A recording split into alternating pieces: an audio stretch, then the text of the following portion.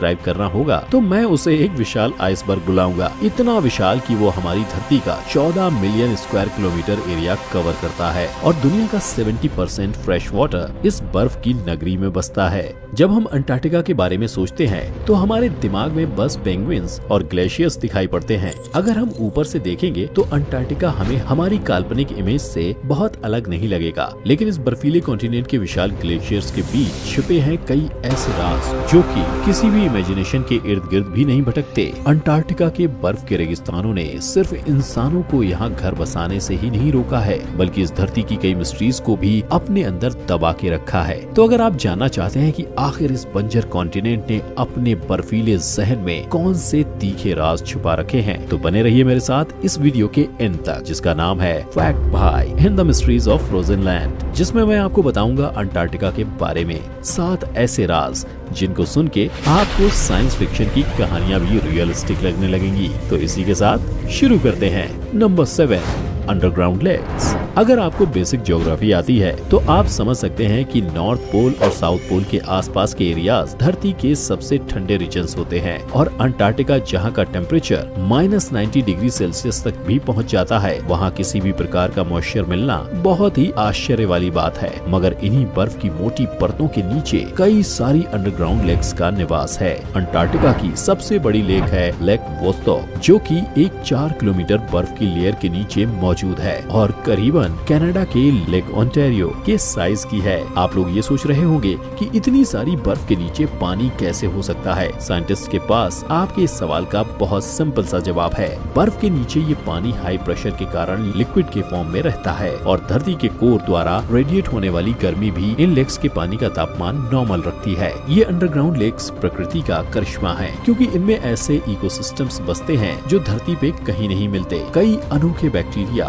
Microbes और fish का इन lakes में निवास है। ये माइक्रोब्स और जानवर और कहीं नहीं पाए जाते और इनका शरीर आसपास के ठंडे तापमान और लाइट और ऑक्सीजन की गैर मौजूदगी से बहुत ही निराले तरीके से अडेप्ट कर चुका है। ये इकोसिस्टम एक बहुत बड़ी साइंटिफिक खोज है और इनकी स्टडी से हमें अपनी धरती के बारे में क्या क्या और पता चलेगा, ये हम बस सोच ही सकते हैं। Number 6, elongated sculls. जी हाँ दोस्तों, इंसान की हड्डियों के सबसे पहले रिमेन जो अंटार्कटिका में पाए गए वो हैं ये एलोंगेटेड स्कल्स। ये स्कल्स इंसानों के ही हैं, लेकिन इनके माथे के ऊपर से इनका सिर बहुत ही एबनॉर्मल तरीके से लंबा है। साइंटिस्ट का कहना है कि ये एबनॉर्मल लंबाई असल में एंशिएंट रिचुअल्स की करनी है, जब कुछ ट्राइब्स अपने ट्राइब के लोगों के सिर ठोक ठोक के या फिर कुछ सलीबों के बीच दबा के लंबा करते थे। अंटार्कटिका में पाए गए ये स्कल पेरू और इजिप्ट में पाए जाने वाले स्कल से काफी मिलते जुलते हैं। इनसे साफ पता चलता है कि आज से कई मिलियन साल पहले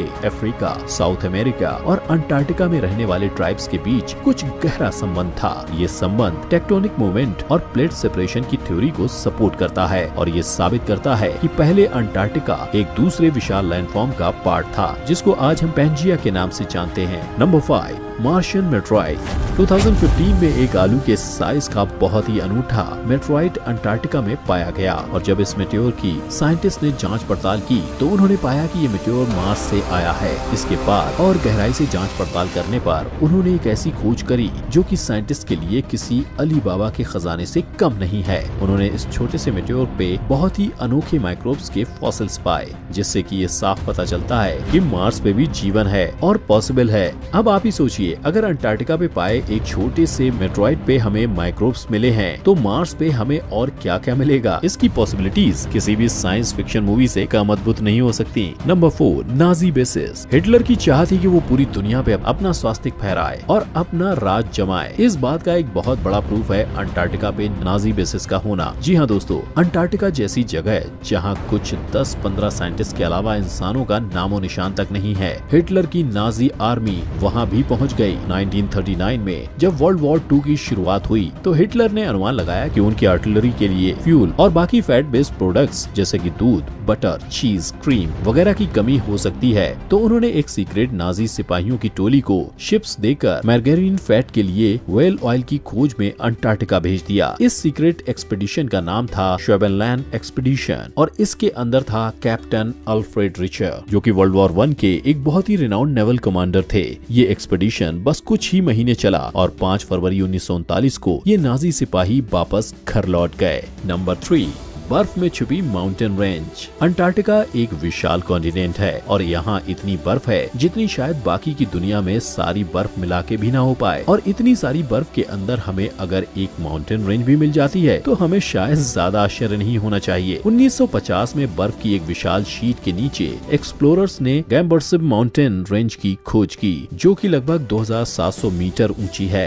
और 1200 किलोमीटर लंबी है। इस माउंटेन रेंज का साइज यूरोप की एल्प्स पहाड़ियों जितना माना जा सकता है। गैम्बर्सिब माउंटेन रेंज दिखती तो आम माउंटेन रेंज जैसी है, लेकिन इसके बारे में एक खासियत है जिसने साइंटिस्ट को अपना सिर खुजाने पे मजबूर कर दिया है। साइंटिस्ट और जियोलॉजिस्ट के अनुसार ये पहाड़ियाँ करीबन 1 बिलियन साल पुरानी हैं, लेकिन माउंटेन्स की जियोलॉजी के अनुसार कोई पहाड़ी इतने साल जिंदा नहीं रह सकती। कोरोजन के कारण हर पहाड़ी गुजरते लम्हों के साथ छोटी होती रहती है और ज्यादा से ज्यादा 400-500 मिलियन सालों तक धरती पर दिखाई पड़ती है। तो आखिर ये पहाड़ियाँ इतने साल तक जिंदा कैसे रह गईं? और इतने सालों बाद भी इसका साइज बड़ा कैसे है, ये साइंटिस्ट आज तक समझ नहीं पाए हैं। नंबर 2 पर है गाने वाली आइस शीट्स। जी हाँ दोस्तों, अंटार्कटिका के आइस असल में गाती हैं। 1950 में रॉस आइस शेल्फ की स्टडी करने पर पाया गया कि जब हवा इस आइस शीट से टकराती है तो वो एक महिला के रोने की आवाज प्रोड्यूस करती है। ये आवाज इंसान सुन नहीं पाते, लेकिन सीस्मिक वाइब्रेशंस रिकॉर्ड करने वाली मशीनों द्वारा इस आवाज को साफ सुना जा सकता है। ये आवाज आसपास के तापमान और हवा की गति के अनुसार हर पल चेंज होती रहती है। और सिर्फ रॉस आइस शेल्फ की बर्फ ही नहीं,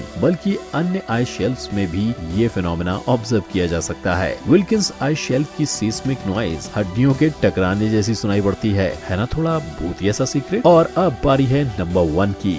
नंबर 1 पर है ब्लड वाटरफॉल्स। 1911 में ऑस्ट्रेलिया के एक जियोलॉजिस्ट को ये ब्लड वाटरफॉल्स मिले जब वे टेलर ग्लेशियर्स की सैर पर निकले थे। टेलर ग्लेशियर से निकलने वाले इस वाटरफॉल में पानी का रंग खून जैसा लाल है। पहले साइंटिस्ट ने अनुमान लगाया कि इस पानी का रंग पानी में रहने वाली लाल एल्गी की वजह से है, लेकिन बाद में कुछ जांच पड़ताल के बाद पता चला कि असल में इस पानी में आयरन ऑक्साइड बहुत ही भारी मात्रा में मौजूद है, जिसके कारण पानी का रंग लाल है। हालांकि इस वाटरफॉल की ये मिस्ट्री तो सॉल्व हो चुकी है। इसके अलावा ऐसे पानी में पाए जाने वाले प्राणियों के ऊपर स्टडीज अब भी जारी हैं। तो ये थे 7 ऐसे सीक्रेट्स जो अंटार्कटिका को दुनिया से अलग बनाते हैं। लेकिन क्या आपको पता है कि अंटार्कटिका में सिर्फ 7 राज नहीं छुपे हैं? अभी तो शायद कई राज ऐसे हैं जो अभी भी पता नहीं कितने करोड़ों साल से बर्फ के अंदर दबे हुए हैं। अब तो वक्त और गहरी रिसर्च ही इन बाकी राजों का खुलासा करेगी। और क्या पता, शायद हमें एलियंस के भी कुछ सुराग मिल जाएं। फ्रेंड्स, अगर आपको भी अंटार्कटिका के बारे में कुछ इंटरेस्टिंग बात पता है तो नीचे कमेंट करके हम सबसे शेयर जरूर कीजिए। Let's have a discussion. बस यहीं तक का था हमारा आज का सफर। अगर आपको मेरा ये वीडियो पसंद आया तो इसे लाइक कीजिए और मेरे चैनल को अब तक सब्सक्राइब नहीं किया तो अब करिए, ताकि आप मेरी कोई भी वीडियो मिस ना करें। और इसी के साथ मैं आपका दोस्त फैक्ट भाई लेता हूँ आपसे विदा, विदाउट सेइंग अलविदा, क्योंकि मैं फिर से आऊंगा एक और मजेदार फैक्ट भरा वीडियो आप लोगों के लिए लेकर। Good bye and thanks for watching.